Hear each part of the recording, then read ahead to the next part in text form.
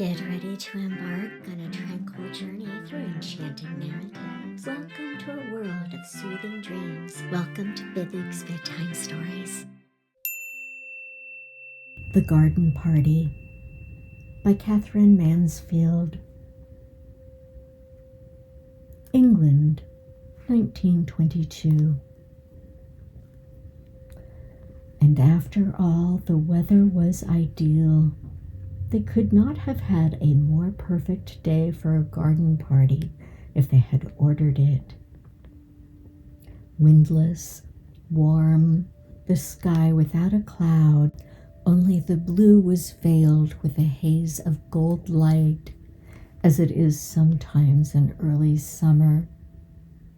The gardener had been up since dawn, mowing the lawns and sweeping them until the grass and the dark flat rosettes where the daisy plants had been seemed to shine. As for the roses, you could not help feeling they understood that roses are the only flowers that impress people at garden parties, the only flowers that everybody is certain of knowing.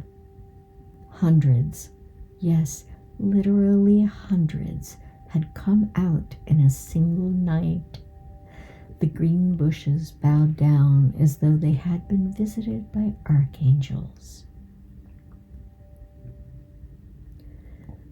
Breakfast was not yet over before the men came to put up the marquee.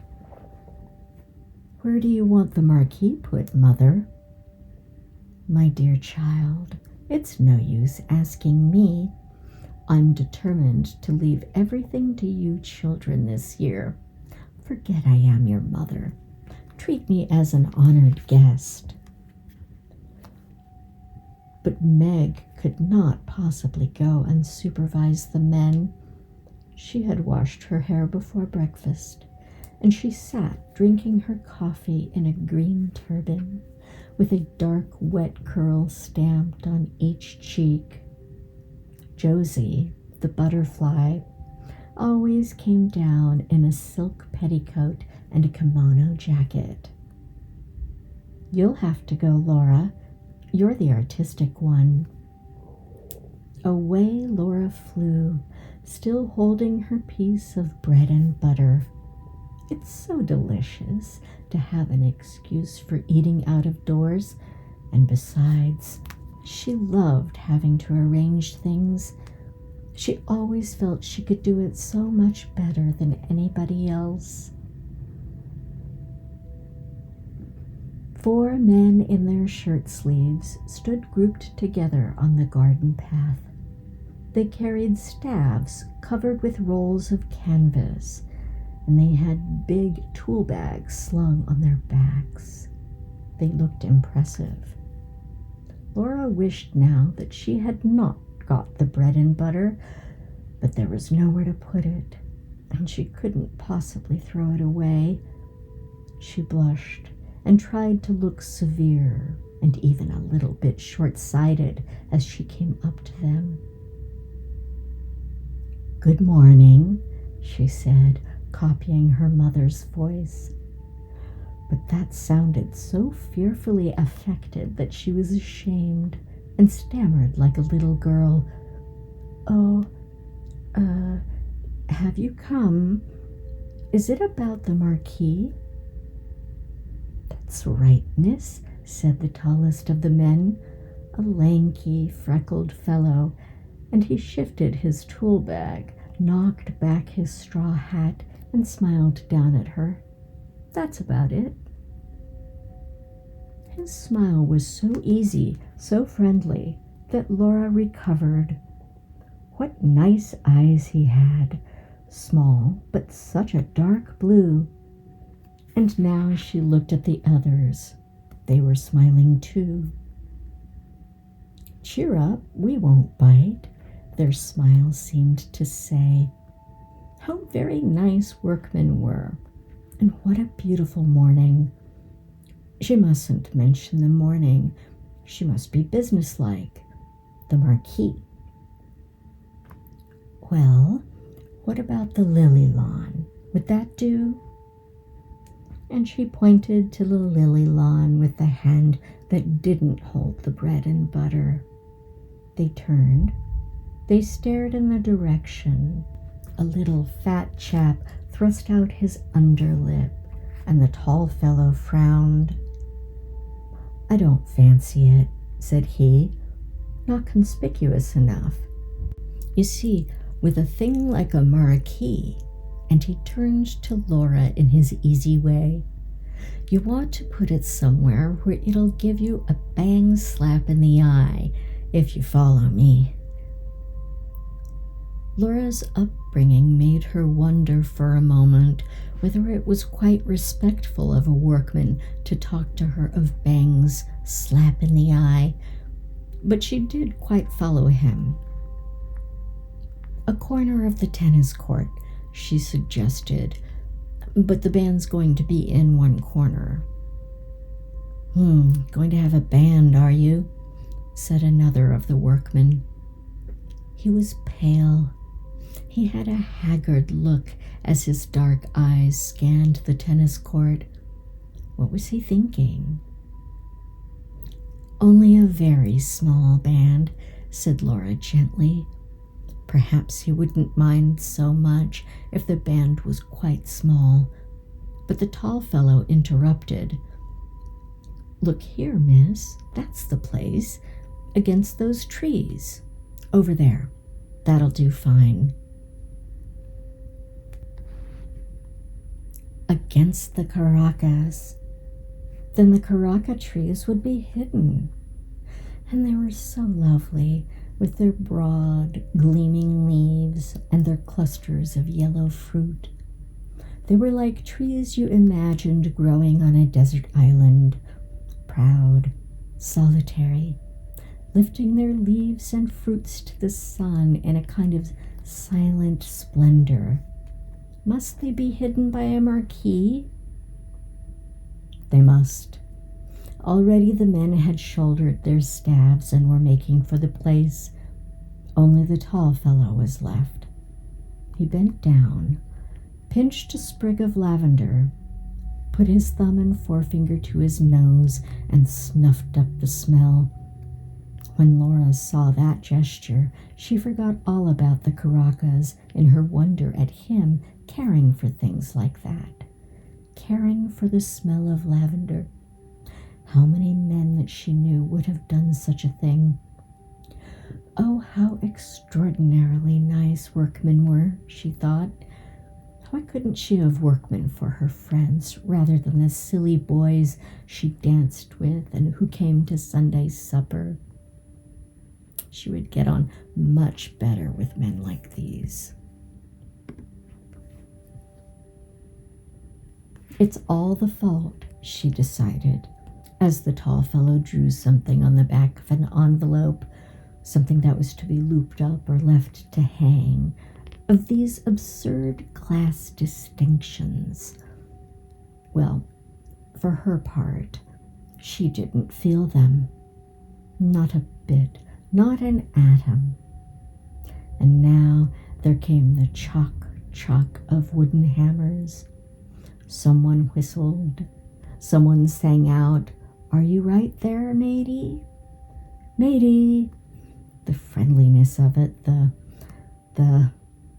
just to prove how happy she was, just to show the tall fellow how at home she felt, and how she despised stupid conventions. Laura took a big bite of her bread and butter as she stared at the little drawing. She felt just like a work girl. "Laura, Laura, where are you? Telephone, Laura," a voice cried from the house. "Coming." Away she skimmed, over the lawn, up the path, up the steps, across the veranda, and into the porch. In the hall, her father and Laurie were brushing their hats, ready to go to the office. "I say, Laura," said Laurie very fast, "you might just give a squiz at my coat before this afternoon. See if it wants pressing." "I will," said she. Suddenly, she couldn't stop herself. She ran at Laurie and gave him a small, quick squeeze. "Oh, I do love parties, don't you?" gasped Laura. "Rather," said Laurie's warm, boyish voice, and he squeezed his sister too and gave her a gentle push. "Dash off to the telephone, old girl." The telephone. Yes, yes. Oh, yes. Kitty? Good morning, dear. Come to lunch? Do, dear. Delighted, of course. It will only be a very scratch meal. Just the sandwich crusts and broken meringue shells and what's left over. Yes, isn't it a perfect morning? You're white? Oh, I certainly should. One moment. Hold the line. Mother's calling. And Laura sat back. What, Mother? Can't hear. Mrs. Sheridan's voice floated down the stairs. Tell her to wear that sweet hat she had on last Sunday. Mother says you're to wear that sweet hat you had on last Sunday. Good. 1 o'clock. Bye-bye.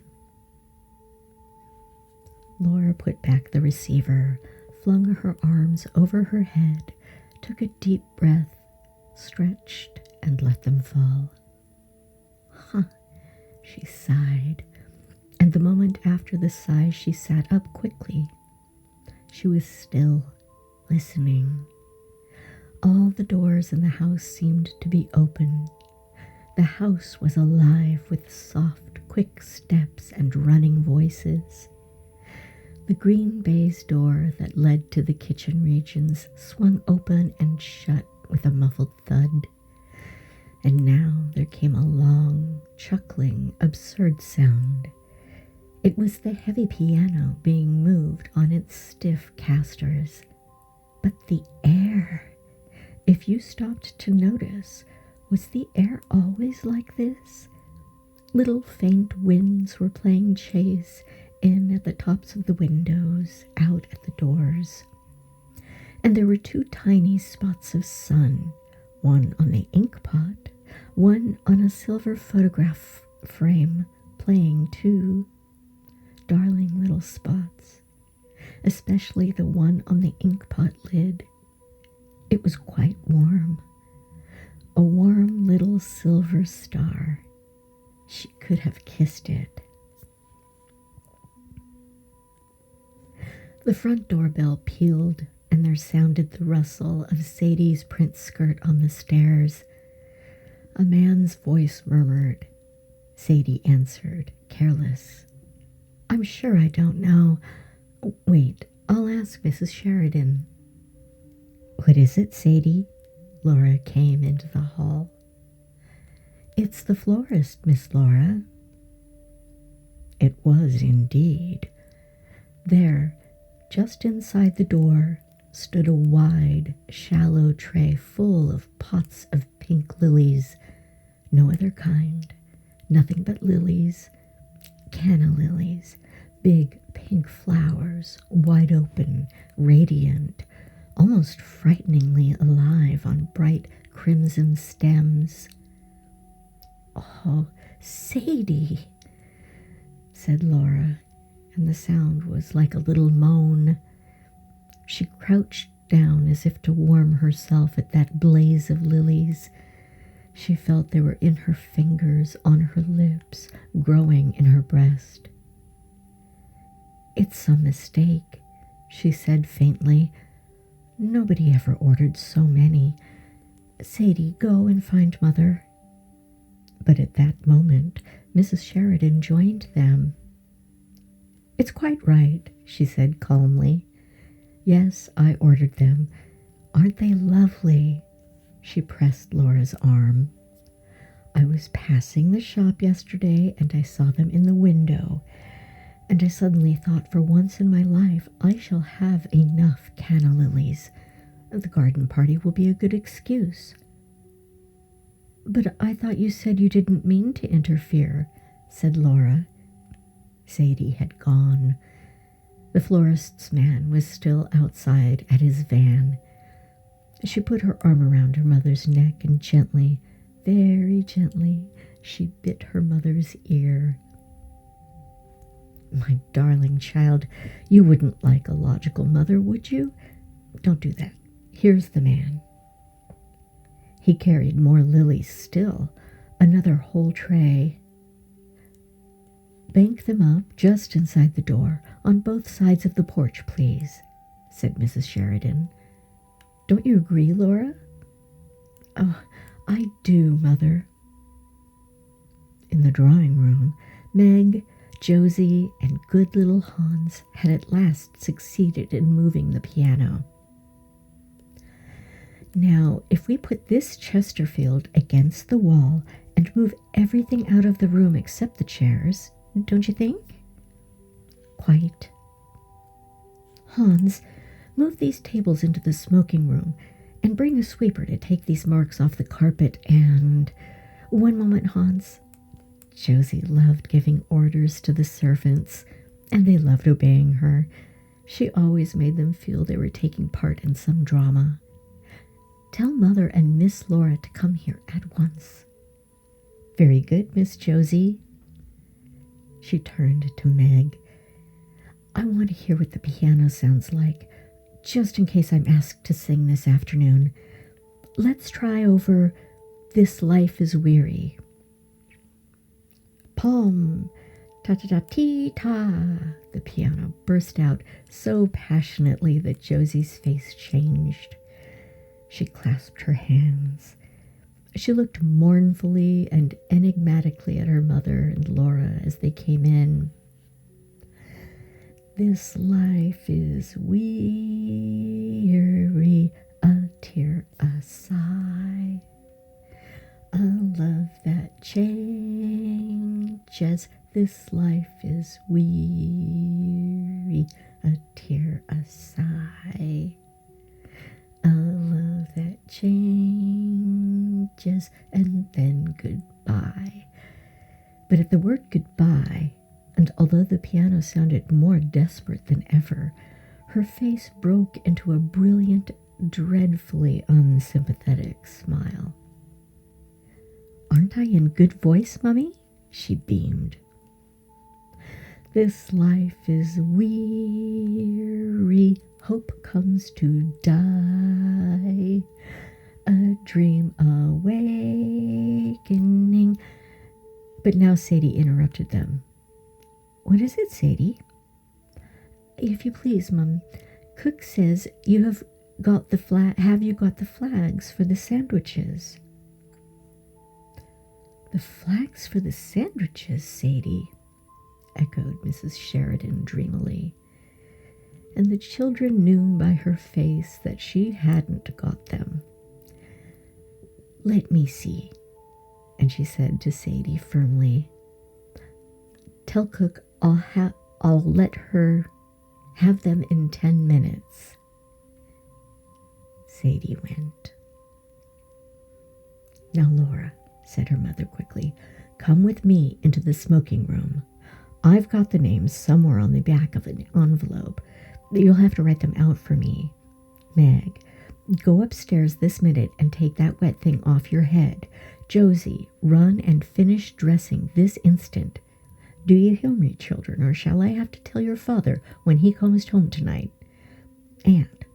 And Josie, pacify Cook if you do go into the kitchen, will you? I'm terrified of her this morning." The envelope was found at last behind the dining room clock, though how it had got there Mrs. Sheridan could not imagine.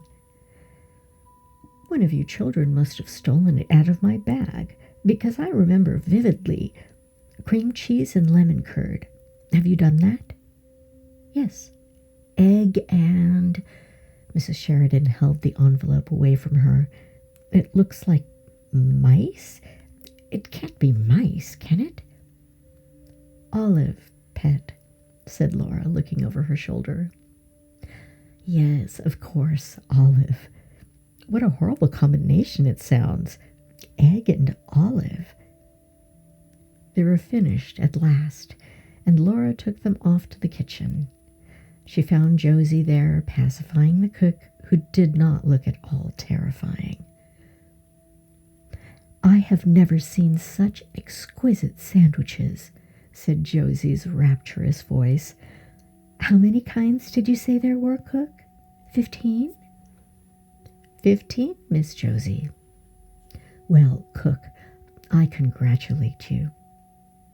Cook swept up crusts with a long sandwich knife and smiled broadly.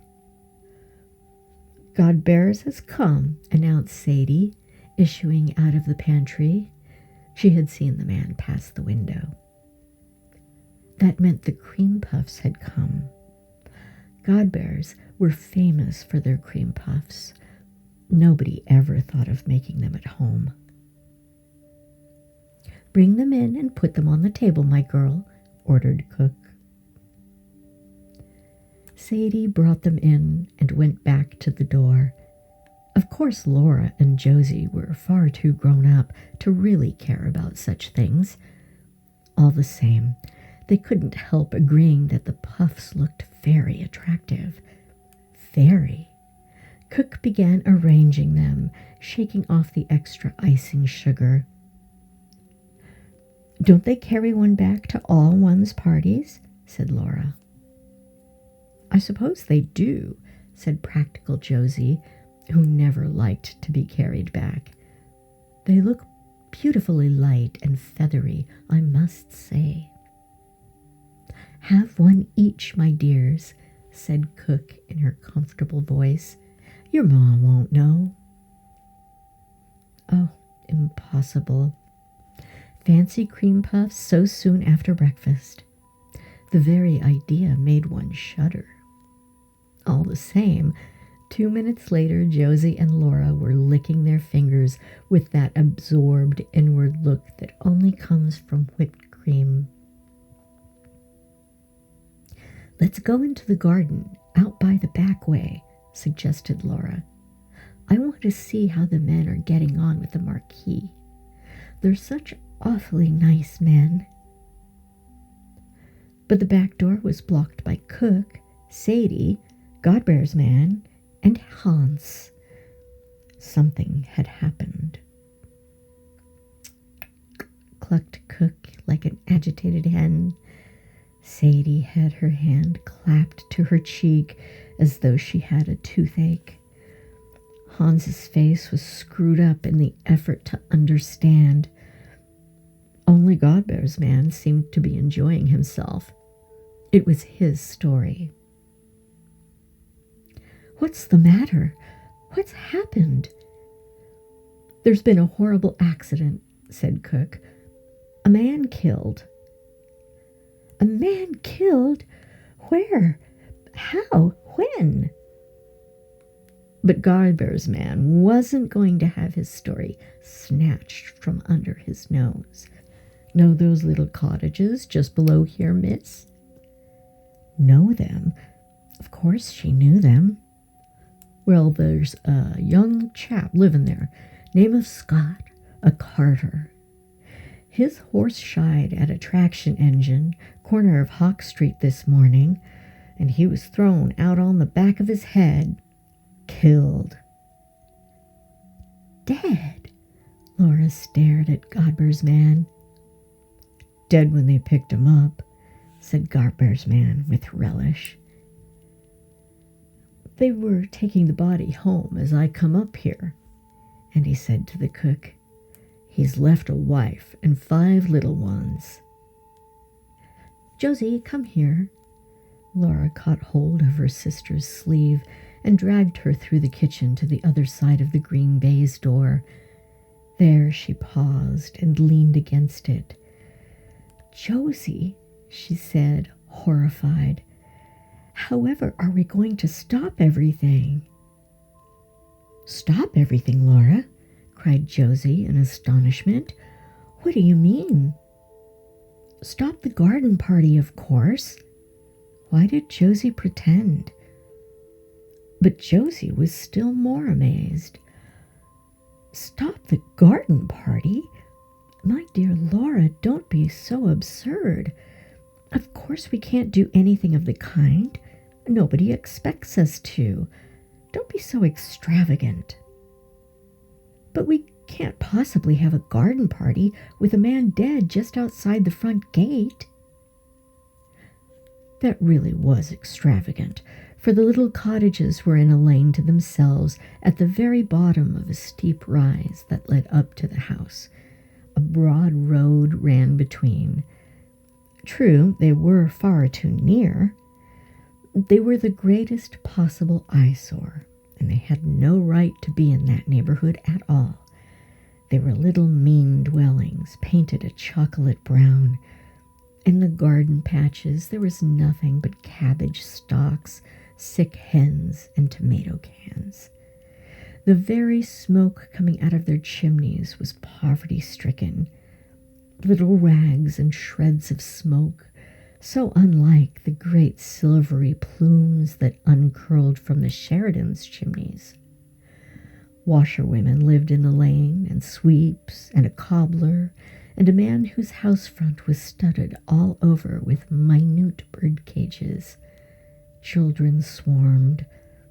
When the Sheridans were little, they were forbidden to set foot there because of the revolting language and of what they might catch. But since they were grown up, Laura and Laurie on their prowls sometimes walked through. It was disgusting and sordid. They came out with a shudder. But still, one must go everywhere. One must see everything. So through they went. And just think of what the band would sound like to that poor woman, said Laura. Oh, Laura, Josie began to be seriously annoyed. If you're going to stop a band playing every time someone has an accident, you'll lead a very strenuous life. I'm every bit as sorry about it as you. I feel just as sympathetic. Her eyes hardened. She looked at her sister just as she used to when they were little and fighting together. You won't bring a drunken workman back to life by being sentimental, she said softly. Drunk? Who said he was drunk? Laura turned furiously on Josie. She said, just as they had used to say on those occasions, I'm going straight up to tell Mother. Do, dear, cooed Josie. Mother, can I come into your room? Laura turned the big glass doorknob. Of course, child. Why, what's the matter? What's given you such a color? And Mrs. Sheridan turned round from her dressing table. She was trying on a new hat. Mother, a man's been killed, began Laura. Not in the garden, interrupted her mother. No, no. Oh, what a fright you gave me. Mrs. Sheridan sighed with relief and took off the big hat and held it on her knees. But listen, Mother, Laura said. Breathless, half choking, she told the dreadful story. Of course we can't have our party, can we? She pleaded. The band and everybody arriving? They'd hear us, Mother. They're nearly neighbors. To Laura's astonishment, her mother behaved just like Josie. It was harder to bear because she seemed amused. She refused to take Laura seriously. But, my dear child, use your common sense. It's only by accident we've heard of it. If someone had died there normally, and I can't understand how they keep alive in those poky little holes, we should still be having our party, shouldn't we? Laura had to say yes to that, but she felt it was all wrong. She sat down on her mother's sofa and pinched the cushion frill. Mother, isn't it terribly heartless of us? She asked. Darling, Mrs. Sheridan got up and came over to her, carrying the hat. Before Laura could stop her, she had popped it on. My child, said the mother. "The hat is yours. It's made for you. It's much too young for me. I have never seen you look such a picture. Look at yourself." And she held up her hand mirror. "But, Mother," Laura began again. She couldn't look at herself. She turned aside. This time, Mrs. Sheridan had lost patience, just as Josie had done. "You're being very absurd, Laura," she said coldly. "People like that don't expect sacrifices from us, and it's not very sympathetic to spoil everybody's enjoyment as you're doing now." "I don't understand," said Laura, and she walked quickly out of the room into her own bedroom. There, quite by chance, the first thing she saw was this charming girl in the mirror, in her black hat trimmed with gold daisies and a long black velvet ribbon. Never had she imagined she could look like that. "Is her mother right?" she thought. And now she hoped her mother was right. Am I being extravagant? Perhaps it was extravagant. Just for a moment, she had another glimpse of that poor woman and those little children and the body being carried into the house. But it all seemed blurred, unreal, like a picture in the newspaper. "I'll remember it again after the party's over," she decided. And somehow that seemed quite the best plan. Lunch was over by 1:30. By 2:30, they were all ready for the fray. The green-coated band had arrived and was established in a corner of the tennis court. "My dear," trilled Kitty Maitland, "aren't they too like frogs for words? You ought to have arranged them round the pond with the conductor in the middle on a leaf." Laurie arrived and hailed them on his way to dress. At the sight of him, Laura remembered the accident again. She wanted to tell him. If Laurie agreed with the others, then it was bound to be all right, and she followed him into the hall. "Laurie, hello." He was halfway upstairs, but when he turned round and saw Laura, he suddenly puffed out his cheeks and goggled his eyes at her. "My word, Laura, you do look stunning," said Laurie. "What an absolutely topping hat." Laura said faintly, "Is it?" and smiled up at Laurie and didn't tell him after all. Soon after that, people began coming in streams. The band struck up. The hired waiters ran from the house to the marquee. Wherever you looked, there were couples strolling, bending to the flowers, greeting, moving on over the lawn. They were like bright birds that had alighted in the Sheridans' garden for this one afternoon, on their way to where? Ah, what happiness it is to be with people who all are happy, to press hands, press cheeks, smile into eyes. "Darling Laura, how well you look." "What a becoming hat, child." "Laura, you look quite Spanish. I've never seen you look so striking." And Laura, glowing, answered softly, "Have you had tea? Won't you have an ice? The passion fruit ices really are rather special."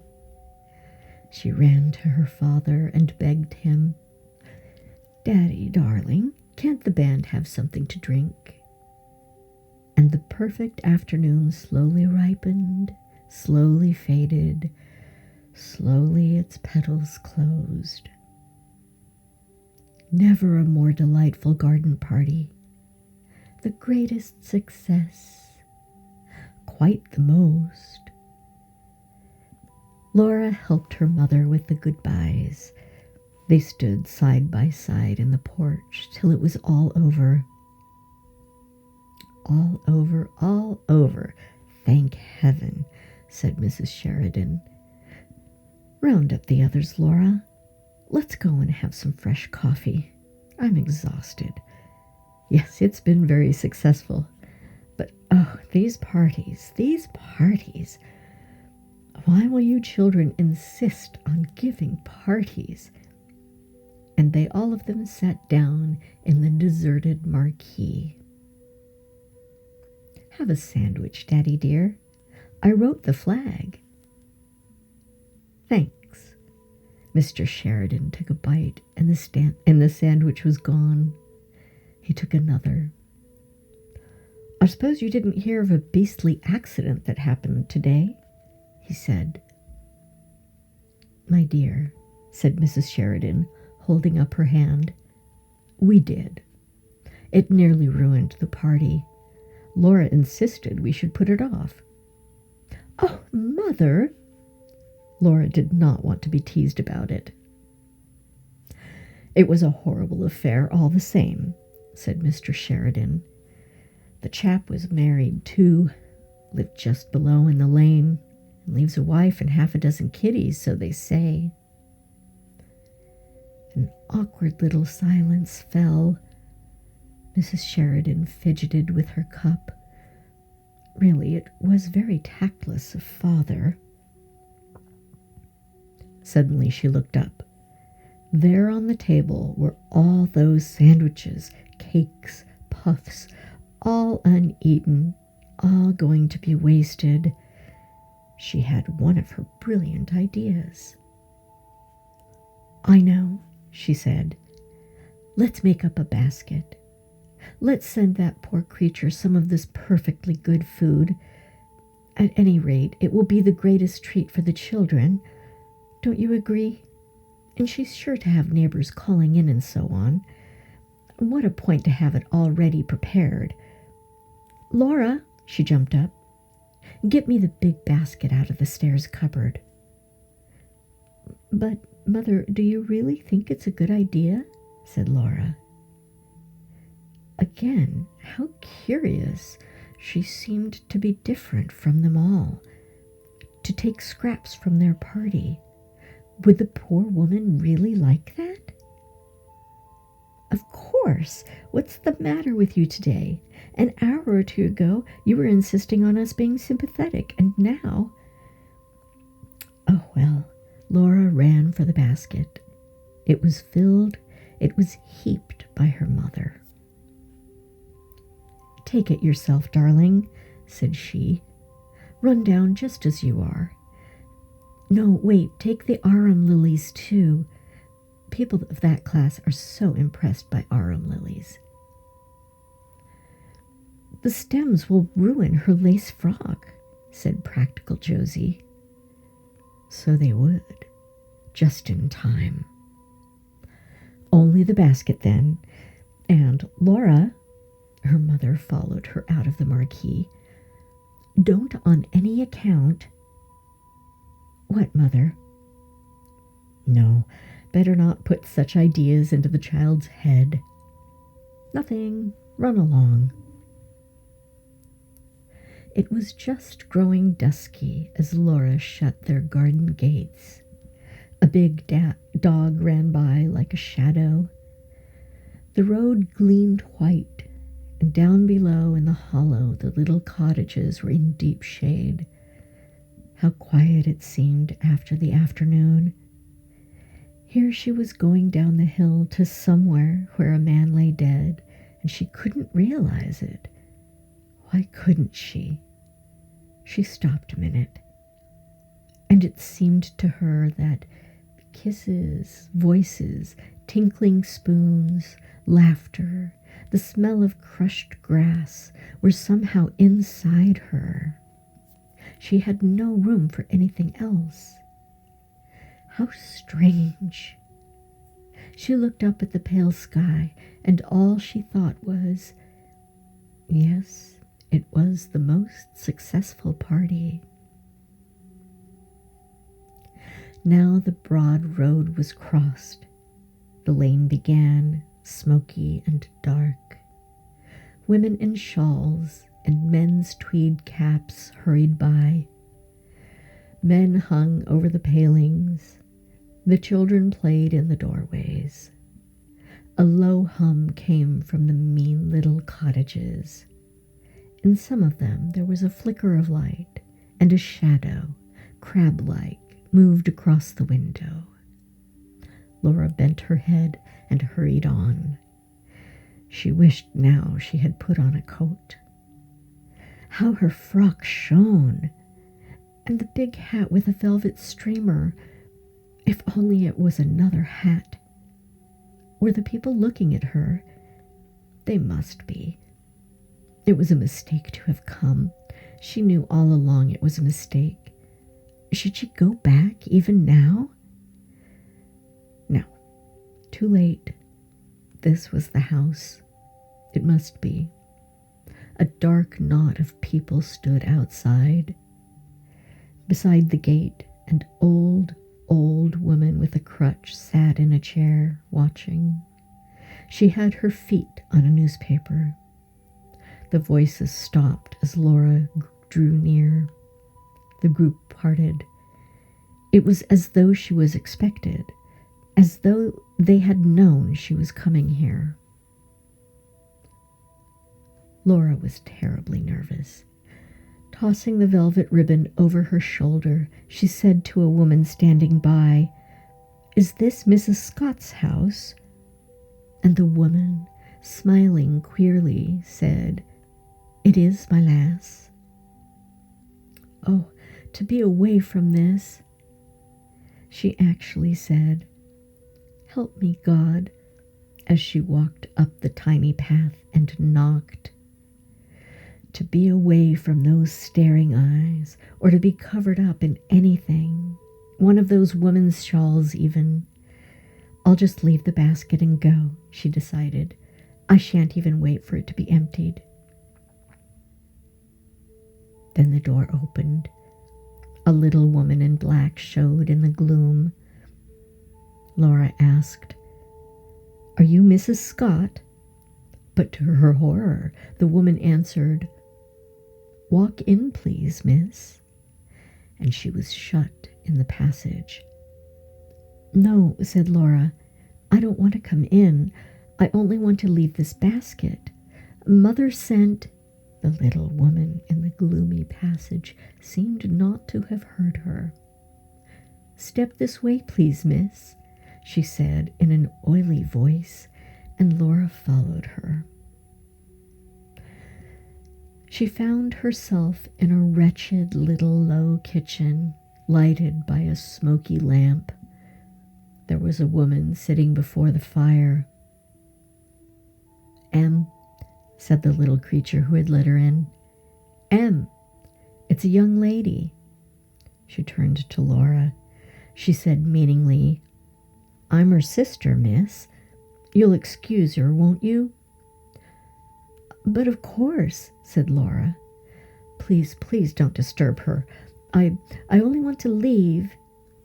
But at that moment, the woman at the fire turned round. Her face, puffed up, red, with swollen eyes and swollen lips, looked terrible. She seemed as though she couldn't understand why Laura was there. What did it mean?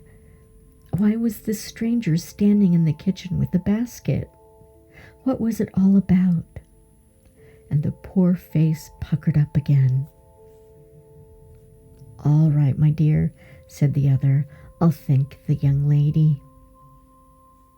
And again she began, "You'll excuse her, miss, I'm sure." And her face, swollen too, tried an oily smile. Laura only wanted to get out, to get away. She was back in the passage. The door opened. She walked straight through into the bedroom where the dead man was lying. "You'd like a look at him, wouldn't you?"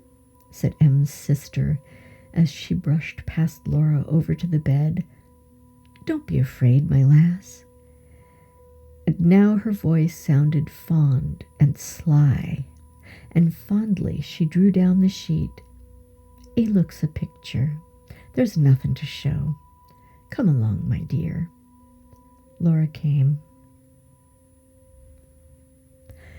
There lay a young man, fast asleep, sleeping so soundly, so deeply, that he was far, far away from them both. Oh, so remote, so peaceful. He was dreaming. Never wake him up again. His head was sunk in the pillow. His eyes were closed. They were blind under the closed eyelids. He was given up to his dream. What did garden parties and baskets and lace frocks matter to him? He was far from all those things. He was wonderful, beautiful. While they were laughing and while the band was playing, this marvel had come to the lane. Happy, happy, all is well, said that sleeping face. This is just as it should be. I am content. But all the same, you had to cry, and she couldn't go out of the room without saying something to him. Laura gave a loud, childish sob. Forgive my hat, she said. And this time she didn't wait for M's sister. She found her way out of the door, down the path, past all those dark people. At the corner of the lane, she met Laurie. He stepped out of the shadow. Is that you, Laura? Yes. Mother was getting anxious. Was it all right? Yes, quite. Oh, Laurie. She took his arm. She pressed up against him. I say, you're not crying, are you? Asked her brother. Laura shook her head. She was. Laurie put his arm round her shoulder. Don't cry, he said in his warm, loving voice. Was it awful? No, sobbed Laura. It was simply marvelous. But, Laurie, she stopped. She looked at her brother. Isn't life, she stammered, isn't life? But what life was, she couldn't explain. No matter, he quite understood. Isn't it, darling? Said Laurie.